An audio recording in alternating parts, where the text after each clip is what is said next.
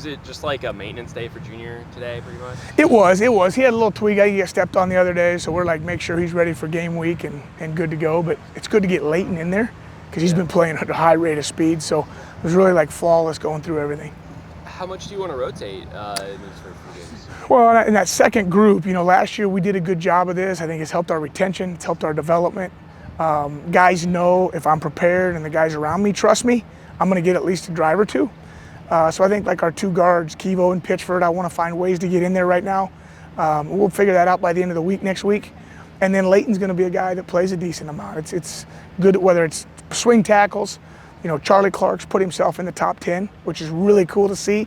A kid who walked on 2 years ago has kind of built his body. And then Grayson Morgan, Ernie switching centers is tougher because it affects quarterbacks and snaps.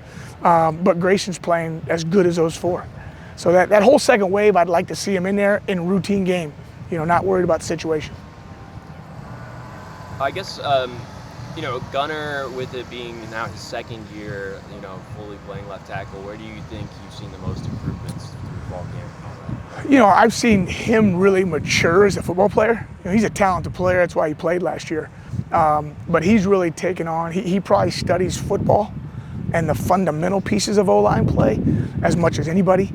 Where Ernie and Ash are schematic and they get it and they like to dive into the fundamentals, but Gunner's really matured in taking coaching.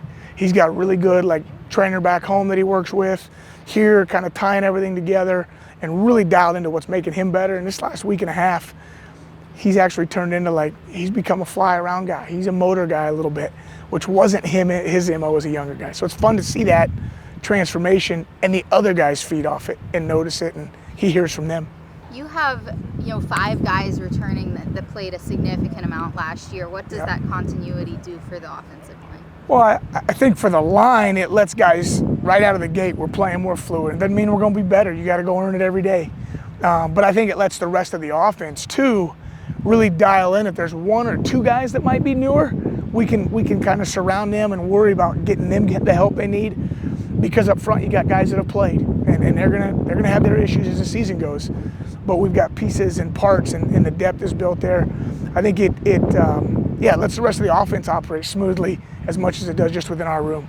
It seems like Ashmore has done really well at right guard, even though he doesn't, he kind of has the tackles frame. Yeah. Why do you think he's a good fit for that position despite not looking like a classic guard? I think when you move inside, there's more angles and leverage and just some of that stuff that goes on, and he's a really, really smart player. And he'll tell you, sometimes if it's new, he processes it a little bit. So for us to rep things during the week, but he gets in there and understands that game, and guys are on him in a closer space, so he can use his strength, and that's where he's gone from last year to this year as a guard. He's playing so much stronger. I mean, he's manhandling some guys.